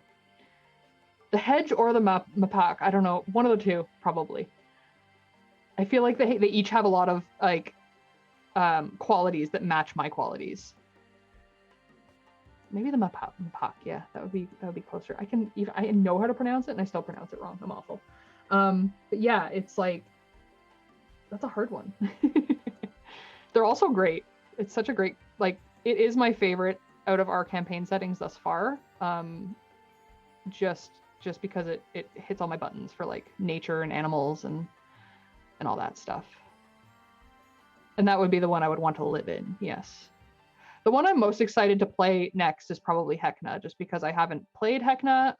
And we just recently had our Hecna Are We the Baddies Halloween special campaign. I just watched it while I was working yesterday, and it was such a hoot.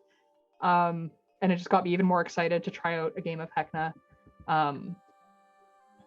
when I get the chance. It's a crazy, it's not everybody's cup of tea. There's a lot of content warnings in it, you know, scary clowns, spiders, that kind of thing. But like, I love how different it is. Like, I love how we have this cute, cozy, like nature campaign, and then we have this like legit carnival horror campaign setting as well. It's just, yeah, body horror too. Like, there's, be aware when you're checking out Hecna, there's some content warnings involved, but I mean, it is very cool. It is a very cool setting, and it's a really unique setting. The crew worked really, really hard on it, and yeah, so that'd be the one I'd be most excited to play. That's a question nobody asked, but that's a question I answered.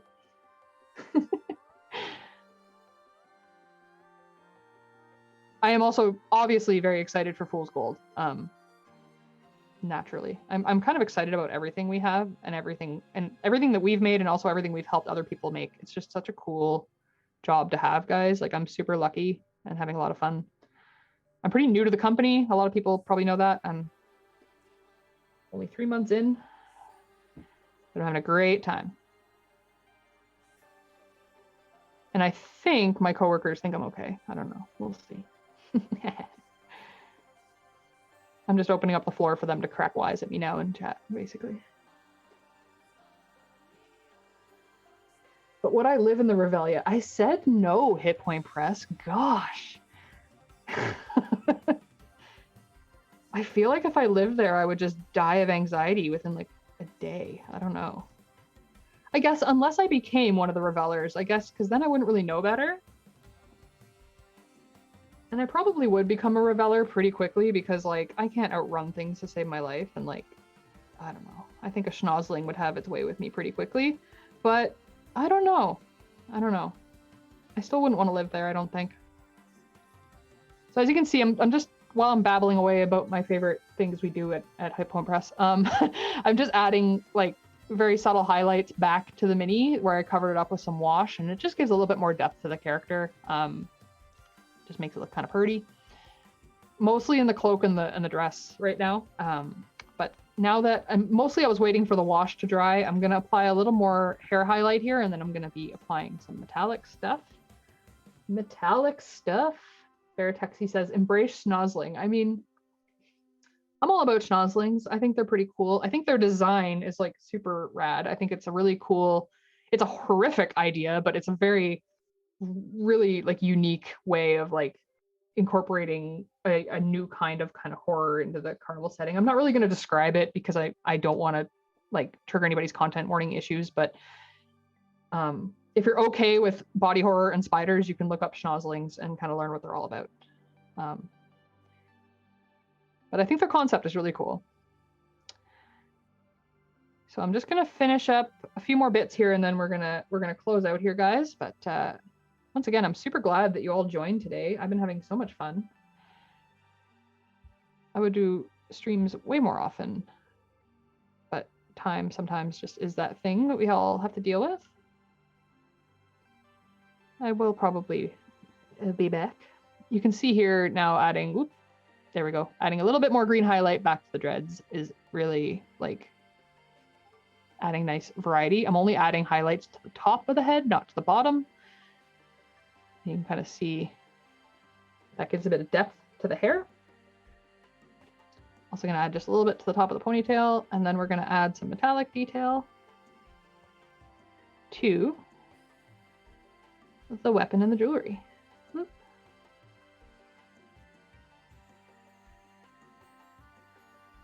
There we go. Super simple, just like doing these types of thick hair strands is actually very easy compared to some other techniques. So it's pretty quick. And again, just gives like a nice little highlight to the top of the head. And you can really see kind of the cord-like shape to the hair. Artie says, I looked up the schnozzling. Ugh. I did warn you, I gave content warnings, and I still apologize. I still apologize. It sure is something. But I just think it's a really clever thing. They're very clever concoction. So the last thing I'm going to do here is add some metallics to make a shine. And this is actually, I've had these two bottles of metallic paint since like 2002. And for some reason, they're still working. They still have perfectly good paint in them. And so I still use them. I've had so many other paints dry out on me, but these metallic paints from Citadel have just stood the test of time. This one's lid broke off, but otherwise, like, whatever, it's fine. So a little bit of this on the wet palette, sorry, and I'm gonna kind of spread it out. You know, you can kind of see in the corner there, I'm just spreading it out really thin.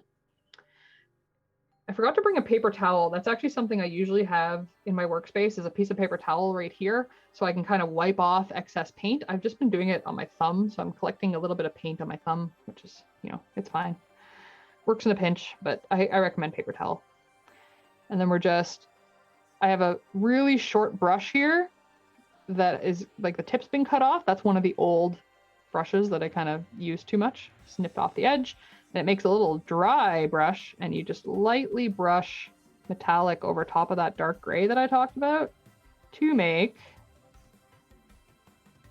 metallic effect. And that's the last thing I'm showing you today, is basically how you can dry brush a metallic paint on top of a dark gray or a black and make metal weapons. Really cool and simple. And yeah, like the easiest way to make a weapon look metallic and like worn a little bit, which is fun. I see one more question there that I'll answer real quick. Artie Splatters says, what pet, mythical or otherwise, would you most want? Like as a pet? Probably some sort of like wyvern or something. I feel like having a pet wyvern would be totally chaotic and fun. Yeah, I feel like that would be my choice. Be an interesting one. So I'd love to do a little more, but unfortunately we're almost at our time here today, guys. So I am going to wrap up here. The last thing I'll say is that, you know, there's different ways to paint minis for tabletop. You can just do like I did here with this other Gothi, do like a base paint of like a dark brown or something, and then do that dry brush effect I just showed you on the weapon, but do it all over the mini with some light color. And like, that's a really great way to set up your mini with nice high detail for the tabletop without much work if you don't really want to get into mini painting.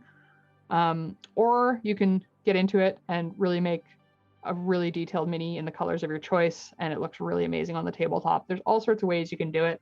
But I highly recommend you try it. It's easy to get into. There's lots of resources available to you if you do some searching on Google and YouTube for like resources, tutorials, things like that. Hopefully my answers to your questions, helped you out today as well. If you do have more questions for me, feel free to go find me on Twitter and ask a few questions. I have no problem with that. And definitely follow me on there if you want to follow my mini painting adventures as well as my trillion other hobbies that I have. Yeah, and otherwise, thank you so much for joining today. I had so much fun. If you liked this stream, be sure to let the crew know in the chat. I'd be happy to do more in the future as time allows.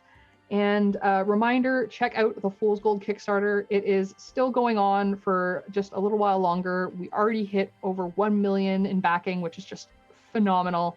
There's so many good stretch goals unlocked, and we still have a few more amazing ones to go. You can get some of these Fool's Gold minis for yourself and add them to your tabletop for your Fool's Gold adventures. And don't forget, you can also get our lovely friend, the Tarask, for your tabletop. And he's even bigger than this one. What the heck? And yeah, so go check that out, please, and see what that's all about, because that is why we're here. And it is such an awesome campaign setting based on a really awesome series. So check that out. And my final announcement for you guys is just be sure to follow us on Twitch if you haven't already, because we do have episodes of all sorts of different things coming up all the time. If you follow us, you'll get notified when we go live. Our next show coming up is actually on November 30th. We're going to be having the next Big Bad Broadcast, episode 4 of the series. And if you'd like to get caught up, we do have the VODs here on Twitch and also on our YouTube channel. So be sure to check those out and get caught up. It's a really fun series, and there's a few more episodes to go. Once again, I'm Allie. It's been a pleasure to have you here. Follow me on socials, follow me on YouTube, all that good stuff. And we will see you hopefully in a future mini painting stream. Thanks again for joining, and I hope you guys have a great day. Bye. Can I wave?